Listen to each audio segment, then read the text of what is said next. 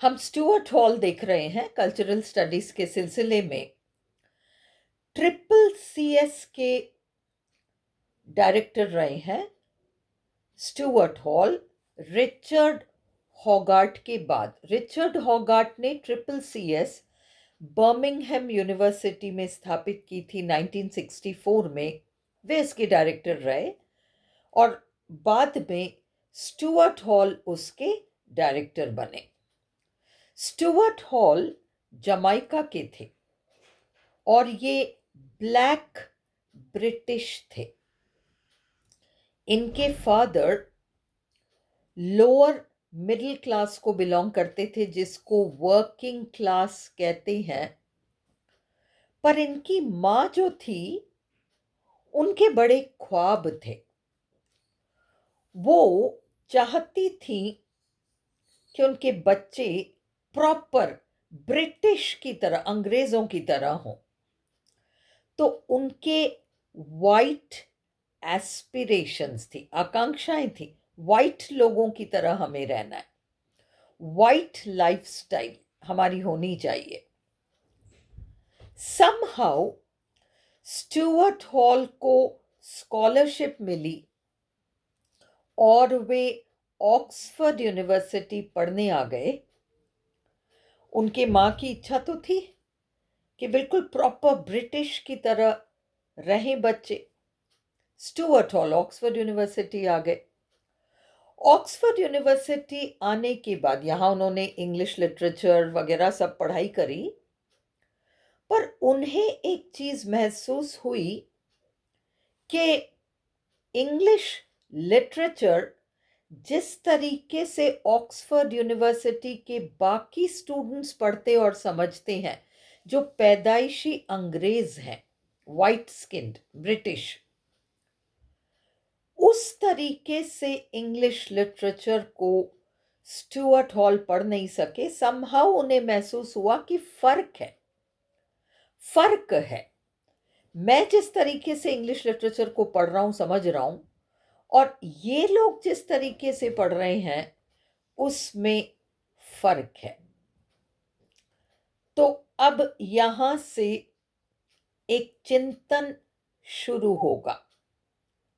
देखिए, जब आप इनसाइडर बनकर किसी चीज को पढ़ते हैं तो आपको उसमें कोई गलती समझ में नहीं आती। एग्जाम्पल दूं, अंग्रेज अगर जेन एयर जैसे नॉवल को पढ़े या अन्य कोई नॉवल पढ़े तो उसमें कुछ भी अटपटा उसको नजर नहीं आएगा। पर कॉलोनाइज्ड राष्ट्रों में से अगर कोई बुद्धिजीवी पढ़े तो उसको लगेगा कि इसमें रिप्रेजेंटेशन गड़बड़ है। कॉलोनाइज्ड लोगों को जिस तरीके से रिप्रेजेंट किया है, दर्शाया है, कहीं कुछ गड़बड़ है। तो किसी भी चीज को इनसाइडर बनकर पढ़ने में एक अलग मीनिंग निकलता है और उसी चीज को आउटसाइडर बन के पढ़ने में अलग ही मीनिंग निकलता है। ये सारी बातें थी। स्टुअर्ट हॉल की ये इच्छा नहीं थी कि मैं प्रॉपर ब्रिटिश बनूं या इन अंग्रेजों की तरह रहूं, ये सब नहीं था। पर वो समझ गए कि कुछ तो फर्क है और यहां से अब इनकी स्टडी शुरू होगी। रिचर्ड हॉगार्ट ट्रिपल सीएस तो चला ही रहे थे। उन्हें स्टुअर्ट हॉल के बारे में पता चला। स्टुअर्ट हॉल ने किताबें नहीं लिखी, उन्होंने निबंध ढेर सारे लिखे हैं और बड़े प्रभावशाली निबंध लिखे हैं। और रिचर्ड हॉगार्ट को स्टुअर्ट हॉल के विचार अच्छे लगे, समझ में आए और उन्होंने स्टुअर्ट हॉल को बुलाकर उन्हें ट्रिपल सीएस में शामिल किया। और हाँ, आगे जाकर स्टुअर्ट हॉल इस ट्रिपल सीएस के डायरेक्टर बनेंगे रिचर्ड हॉगार्ट के बाद। क्या कह रहे हैं Stuart hall? Stuart hall culture की बात कर रहे हैं और कल्चर के बारे में वो एक महत्वपूर्ण बात कहेंगे। वे कहेंगे कल्चर लोगों का लिव्ड एक्सपीरियंस होता है। क्या होता है लिव्ड एक्सपीरियंस? जो चीज आपने अपने ढंग से पर्सनली अनुभव किया वो लिव्ड एक्सपीरियंस है। जो चीज आपने अपने ढंग से पर्सनली अनुभव किया वो लिव्ड एक्सपीरियंस है।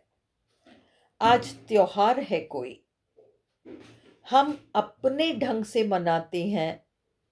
सपोज मैं इसको इस तरीके से मनाती हूँ कि मैं लोगों के घर जाती हूँ, मिठाई लेके जाती हूँ, घर की बनी हुई मिठाइयाँ हैं, वहाँ जाती हूँ, उनके बने हुए खाती हूँ, फिर कहीं और मेरे अपने तरीके हैं। ये पर्सनल अनुभव है। कोई और उसे अपने तरीके से मनाता है, पर उसका भी एक पर्सनल तरीका है। तो कल्चर एक्चुअली जो हम पर्सनली लिव करते हैं और अनुभव करते हैं वो कल्चर है। और स्टुअर्ट हॉल जैसे बुद्धिजीवियों को इस बात से बड़ी चिंता हुई जैसे कि ट्रिपल सी एस के लोगों को होगी। रिचर्ड हॉगार्ट को लगा था, ये यूजेस ऑफ लिटरेसी में उन्होंने बात करी है कि अब वो कॉफ़ी शॉप्स और वो छोटी छोटी दुकानें और टेलर की शॉप और लोकल लाइब्रेरी सब खत्म हो जाएंगी, लोग टेक्नोलॉजी के सामने बैठे रहेंगे। तो ये तो चिंता का विषय है, क्योंकि और यही बात स्टुअर्ट हॉल कहेंगे कि कल्चरल स्टडीज और मास मीडिया दोनों में रिप्रेजेंटेशन बहुत इंपॉर्टेंस रखता है और खतरनाक है ये। क्योंकि जब हम पर्सनली लिव्ड एक्सपीरियंस को महत्व नहीं दे रहे, बस वो डब्बा खोला, टीवी खोला, उसके सामने बैठ गए और वो जो अपने आप ही घुस रहा है, पता नहीं क्या क्या विचार घुस रहे हैं, अपना दिमाग तो हम यूज नहीं कर रहे। या त्योहारों को मनाने का तरीका, एक फॉरवर्डेड अच्छा दिवाली का मैसेज आया, हमने उसको सेव कर लिया और 500 को भेज दिया, हो गई हमारी दिवाली। तो ये टेक्नोलॉजी डिस्ट्रक्टिव है। टेक्नोलॉजी डिस्ट्रक्टिव इसलिए है क्योंकि ये लोगों के सोचने विचारने की ताकत को खत्म कर देगा। हम बुद्धू बनकर बैठे रहेंगे और जो कचरा घुस रहा है घुसता चला जाएगा, हम सोचेंगे नहीं।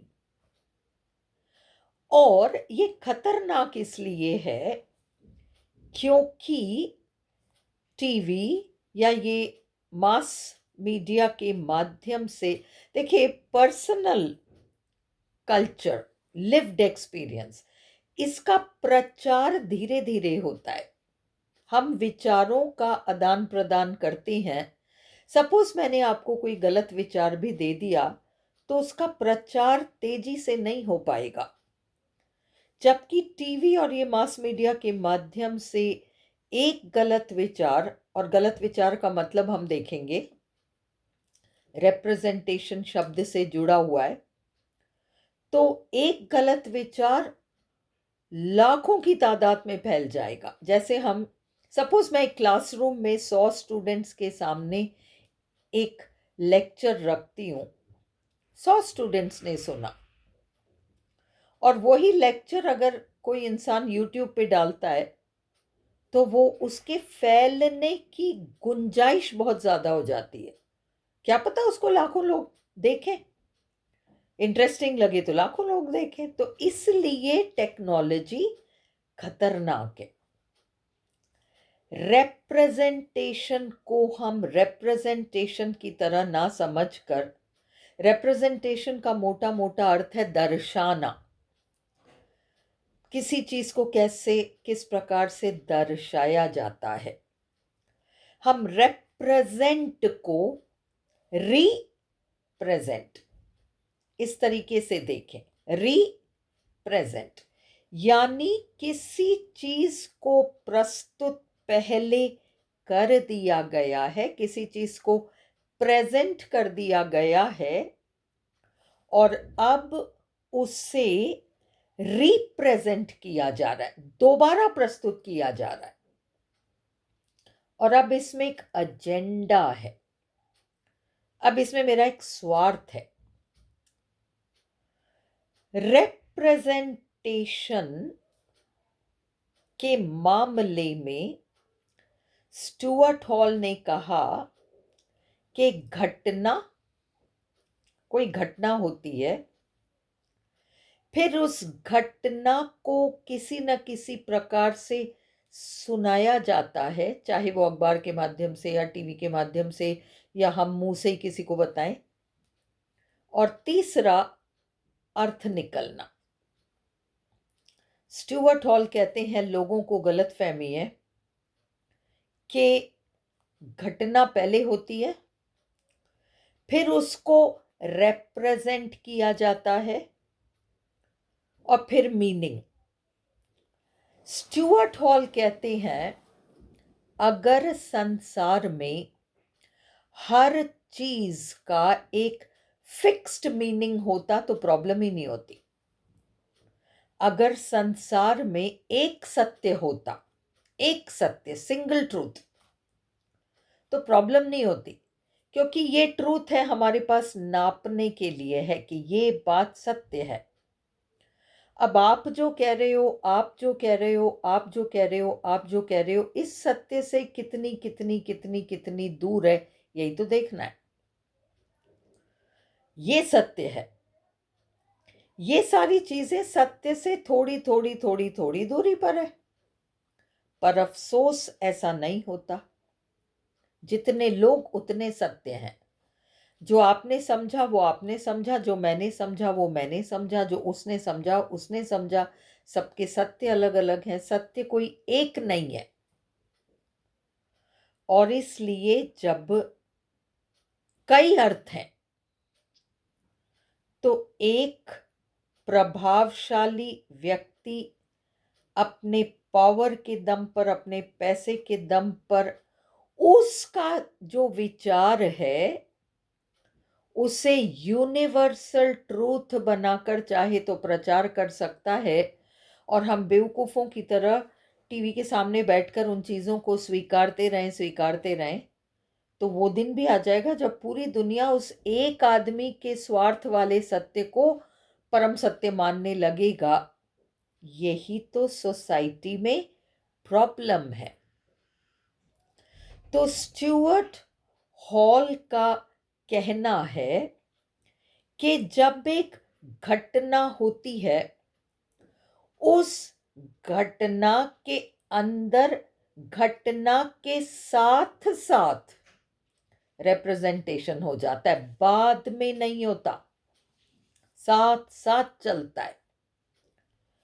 मैं आपको किसी बात के लिए मनवाना चाह रही हूं तो मैं शब्द चुनूंगी ऐसे और उसको प्रस्तुत ऐसे करूंगी कि वो सीधे आपके दिमाग में घुस जाएगा, आप उसे स्वीकार लोगे। सपोज कुछ नेता लोग मिलकर एक मीटिंग रख रहे हैं, इवेंट, ये इवेंट है। कुछ नेता लोग मिलकर मीटिंग रख रहे हैं, ये इवेंट है। हम सोचते हैं पहले मीटिंग, फिर उसका रिप्रेजेंटेशन, फिर उसका मीनिंग। स्टुअर्ट हॉल कहते हैं ऐसे नहीं है, यहीं से रिप्रेजेंटेशन शुरू हो गया। कुछ लोग, कुछ नेता लोग मीटिंग रख रहे हैं, तो यहीं से रिप्रेजेंटेशन शुरू हो गया। कुछ ही नेता लोग मीटिंग क्यों रख रहे हैं, अन्य लोगों को शामिल क्यों नहीं किया है? ये लोग सब कॉमनली ऐसा क्या विश्वास करते हैं, इन सब की एक मत है जो बाकी लोगों की मत संभवतः नहीं है, इसलिए उनको शामिल नहीं किया। ये ऐसा क्या विचार रख रहे हैं? ये मीटिंग इसी जगह क्यों रखी जा रही है, वहां क्यों नहीं? बहुत सारे सवाल उठ जाते हैं और उस इवेंट में ही रिप्रेजेंटेशन, बहुत सारे कारण हैं, छुपी हुई बातें हैं जो उस इवेंट में पहले ही शामिल हैं, फिर उनका प्रस्तुतिकरण उसी तरह से होगा जिस तरह से ये ग्रुप चाहता है। और हर इंसान अपने तरह से अर्थ निकालता है, वो तो ठीक है, पर अब इस ग्रुप ने, ये सब एक मत है, ये एक बात पर अड़े हुए, ये अपना विचार इस प्रकार से रिप्रेजेंट करेंगे और उसका प्रचार टीवी वगैरह सब में होगा और हम बैठे बैठे उसको ब्लाइंडली स्वीकार लेंगे। हो गया, इनकी मंशा पूरी हो गई। तो रिप्रेजेंटेशन शब्द सीधा सीधा शब्द नहीं है, पेचीदा है। इसमें बहुत सारी और बातें हैं जो पॉलिटिकल हैं, इकोनॉमिक हैं, मैनिपुलेटिव हैं, दूसरे के दिमाग को ब्रेन वॉश करने के लिए हमारे हिसाब से सब कुछ हो। तो इन सब बातों को लेकर स्टुअर्ट हॉल चर्चा करेंगे। स्टुअर्ट हॉल अपने आप को 1956 कहते थे। वर्ल्ड हिस्ट्री में 1956 इस सन का एक विशेष महत्व है। इस साल में एंग्लो फ्रेंच इजरायली सेनाओं ने इजिप्ट पर हमला किया था 1956 में। एक तो ये एक ऐसी घटना थी जिससे दहशत मच गई दुनिया भर में, एक ये घटना। दूसरा, सोवियत रूस जो होने को मार्क्सवादी है, हंगरी नामक देश के अंदर घुसकर उसके राजनीति को चला रहा था, स्टालिनवाद। और स्टुअर्ट हॉल जैसे बुद्धिजीवी मार्क्सवादी तो थे, पर उन्हें शक होने लगा और उन्हें समझ में आने लगा कि मार्क्सवाद की आड़ में ये स्टालिनवाद जो चल रहा है, ये तो निरंकुश शासन, तानाशाही राज ये है। और इसलिए स्टुअर्ट हॉल और अन्य बुद्धिजीवी लोग मार्क्सवाद के अंदर से, मार्क्सवादी लेफ्ट है, उसके अंदर से न्यू लेफ्ट ये लोग बने। न्यू लेफ्ट वो लोग हैं जो मार्क्सवादी विचार से जुड़े हुए लोग जो स्टालिनवाद की तरफ जा रहे थे, उसका विरोध करेंगे। एक तो हमें ये याद रखना है। दूसरा हमें ये याद रखना है, थैचरिज्म एक टर्म कॉइन किया स्टुअर्ट हॉल ने। थैचरिज्म, मिसेस मार्गरेट थैचर जब प्रधानमंत्री बनी इंग्लैंड की, तो वो एक समझदार होशियार औरत थी और वो राजनैतिक और आर्थिक कुछ नीतियां अपनाना चाह रही थी ताकि वोट बैंकिंग के लिए। और ये समझ गए स्टुअर्ट हॉल के वर्किंग क्लास के लोग उसमें आते हैं, जिनको कि मार्गरेट थैचर किसी तरह से इन्फ्लुएंस करने की कोशिश करेंगी, क्योंकि ये लोअर मिडिल क्लास ही सबसे बड़ा वर्ग है और ये किसी गलत बात को एक बार स्वीकार ले तो बड़ा गड़बड़ हो सकता है। तो इन सारी बातों को हम स्टुअर्ट हॉल के संदर्भ में समझेंगे और हम इनकी रिप्रेजेंटेशन और रिसेप्शन, रिसेप्शन का मतलब हम कैसे रिसीव करते हैं। लेखक ने एक किताब लिखी, उसने अपना विचार प्रस्तुत किया, प्रेजेंट किया। Sender of the message. आप पाठक हो, आप रिसीवर ऑफ द मैसेज हो। पर सेंडर ऑफ द मैसेज चाहे तो बड़ा होशियार हो सकता है और वो बड़ी चालाकी से अपनी बात को इस तरीके से कह सकता है कि आप उसको वैसे रिसीव करोगे। ये सारी बातें हम उनके संदर्भ में देखेंगे।